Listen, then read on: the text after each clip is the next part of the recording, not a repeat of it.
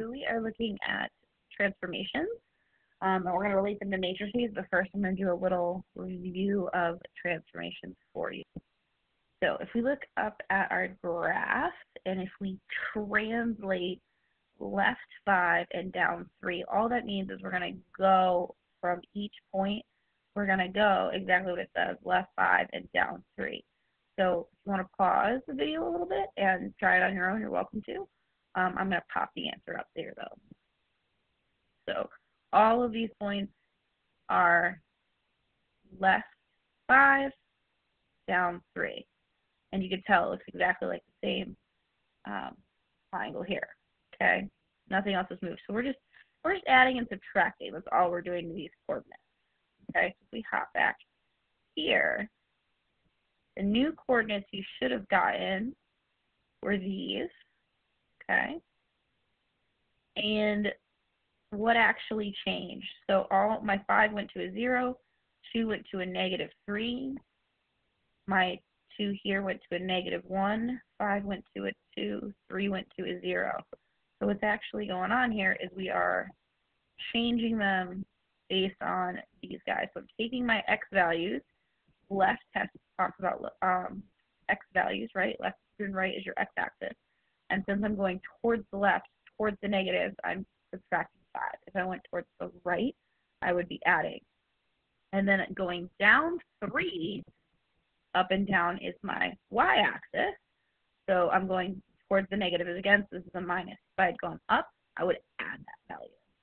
Hopefully nothing too scary there. Okay? Now let's talk about reflections. We're going to talk about reflection over x and y. So I'm going to get rid of this guy. If I reflect over the x-axis, right, this guy's my x-axis, I should end up down here. This is going to be in blue.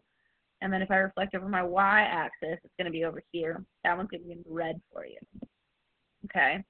So remember, reflection is where I'm folding it along this line, and these guys should match up. So what's kind of nice is you can count 1, 2, and then you can count that far in the other direction, on the other side of whatever you're reflecting over, and it will line up. So I'm 3 away, I'm 3 away. From over my y-axis here, I'm going over 2, going over 2. So it matches up really nicely. So when I reflect over x, my x values stay the same. And when I reflect over y, my y values stay the same. But the key is what changes with the other one, right? So I went 3 away towards the positive, now I'm 3 away towards the negative. So when I reflect over the x-axis, I end up with these coordinates. Woo! And remember, we are comparing them to these originals. All my x values stayed the same, and my y values just became the opposite of whatever they were. Okay? And similarly, I hope you kind of figured out, when you reflect over the y-axis, that's really annoying, I'm sorry, I keep doing that. When you reflect over the y-axis, your y values stay the same, but your x values switch up. Okay? Remember, you can pause this video at any point so that you can try these things on your own, see if you get the right answers. Okay? Don't just be blindly copying things down. Okay? So reflection is kind of nice. They stay in the same spot, and whatever you reflect over stays the same, and the other one flips on you. Okay? So let's talk about rotating. Rotating means you're spinning it or you are turning it. We're only going to deal with rotations around the origin, around 0, 0. Okay, so let's get rid of these guys. And there's 3 different rotations. Rotation clockwise. I know clocks are becoming outdated, but rotation clockwise would bring you in this direction. Okay, and rotations in this guy would be counter.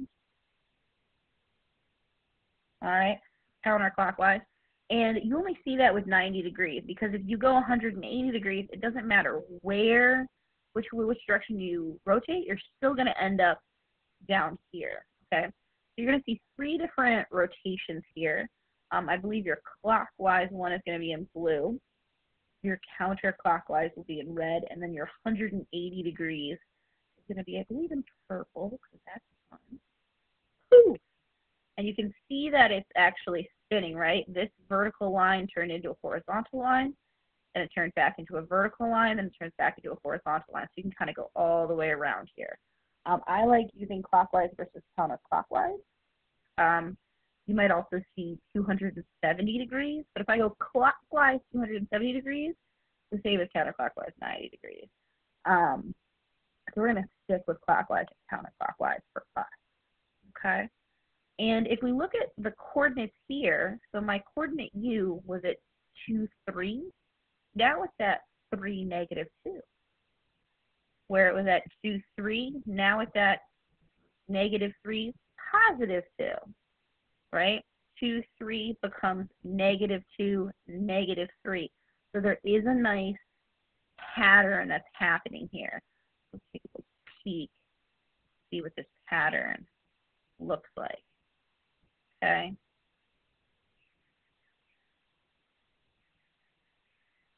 I'm going to pause this and reformat it so you can see what's going on real quick.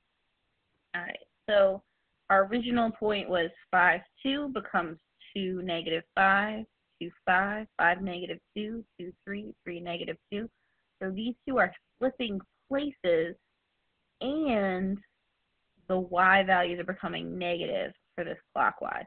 So it's in this case, it's the y value. Up here, it's an x value. So if you go from the original x comma y, this becomes y comma negative x. Okay, this is still an x value, and this is still a y value on the graph, but based on these original values, this is what happens. And how I like to remember which one is flipping is because if I do a clockwise arrow, the one it's pointing to becomes negative. Visual on that. I'll go on to where I can actually draw things. So I had x, y, and I went clockwise. So the one that's here now becomes negative. Okay, where if I go counterclockwise, so I start xy, I know these guys are going to flip, right? And the counterclockwise goes in this direction, so the one I'm putting becomes negative. All right, kind of sneaky little trick there. All right, so this guy becomes negative y, negative x. Or if you do 180 degree rotation, it's like turning 90 degrees and then turning 90 degrees again. So we've done this, and then they're going to flip back into the correct spot. But now both of them are going to be negative. So you just end up back where you started at x comma y, but they're both the opposite side. So if they started off negative, they would end up positive. Okay? It's just easier to see if we start with positive numbers. Okay? So that's kind of what's going on here. And then, let's wipe all this out. The last thing we are doing is dilating. So you can think about like when you go to the eye doctor and you dilate your eyes, they get bigger or smaller, okay? And in this case, we are dilating by a scale factor of 1/2. So the end result should be half the size of my original result. Excuse me. And this is what it would look like if I dilated this by 1/2. So my coordinate 2, 3 turned out to be 1, 1.5. My coordinate 2, 5 turned out to be 1, 2.5. So hopefully you can see what's happening there, right? I'm taking all these numbers and I'm multiplying by them a half. I'm chopping them in half. So we are just multiplying both coordinates by whatever the scale factor is. Okay, so it's a little review for you. Let's see how we can relate that to matrices. Okay, so first off, I'm going to name this matrix A just so it's easier to talk about. And you're always going to put your x values and then your y values. And then I, just so you know what order I did point B, point L, and point U. I always like labeling them. It makes life a little bit easier and just kind of keeps it nice and organized, which is the whole point of a matrix, is to organize some information. So if you get your coordinates in here, you should have this, okay? My B value is at 5, 2. my L value is at 2, 5. My U value is at 2, 3. Okay, and we're going to transform these different things. So with translation, we were just adding or subtracting. So all we need to do here is we need to make another matrix. Remember, if you add or subtract matrices, they have to be the same size, right? This is a 2 by 3. So this guy needs to be a 2 by 3. And the top is always referring to my x values, or the first value in the coordinate, and the second row is always going to do the y values, or the second value in the coordinate. So since I went left 5, and that affected my x values, it's a negative 5. Since I went down 3, this guy is a negative 3. So very simply, you're adding a matrix here. Okay? These other ones, we're going to have to multiply some things here. And we want most of the numbers to stay the same. We want to spit out these same numbers just in a different order, some of them negative, some of them positive. And luckily, we learned about a handy little matrix that will spit out what it is given. If you don't remember, it is called the identity, right? The identity matrix, just like when we talked about those inverses, right? So we want to work with that identity matrix. So I'm going to put an identity matrix for all of these. And since this is not a square matrix, we have to think about what do we want our end result to be, right? My end result should still be 3 coordinates, right? So I know I need the end number to be a 3, which means I need to multiply the identity by this guy. So I need something times something to give me a 2 by 3. Well, then I need a 2 by 2 matrix. Okay, so I'm going to get rid of all these, but we're going to mess with this identity matrix, so don't copy those down quite yet. Okay, but I'm going to take this identity. If I just multiply it by the identity matrix, it's going to stay exactly the same, right? But when we reflect over the x-axis, we wanted our y values to change, right?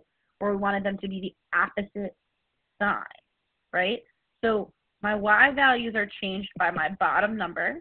And if I just wanted to go from a positive to a negative or a negative to a positive, instead of multiplying by 1, I want to multiply by negative 1. Okay? Same idea over here. With my reflection over the y-axis, my x values change. So I want my x values to change to a negative. Let's type that correctly. Okay, so my x values are the top row here. So this guy needs to be negative 1 instead.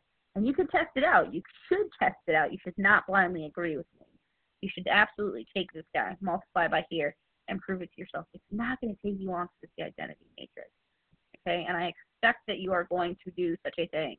Okay, with, excuse me, a rotation of 90 degrees clockwise, right? We went from xy to y comma negative x. So I went to y comma negative x.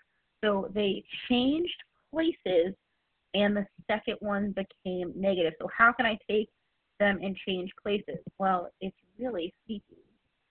We're going to flip my identity matrix around.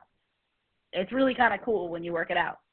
Okay, and then I want my second number to be negative. So even though this is an x value, in my output, it's the second value in the coordinate, so it is a new y value.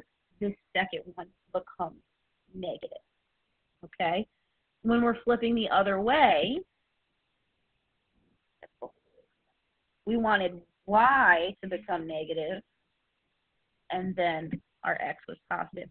So again, they're flipping places, so we need to flip the places of our identity, but we want the first value in the coordinate to be the opposite sign, so that guy becomes a negative. Okay? Rotation of 180 degrees. My x value and my y value stayed in the same place, but they both became negative, so I need the opposite sign for this guy and the opposite sign for this guy. Okay? You can absolutely think through these. You can absolutely figure these out, okay?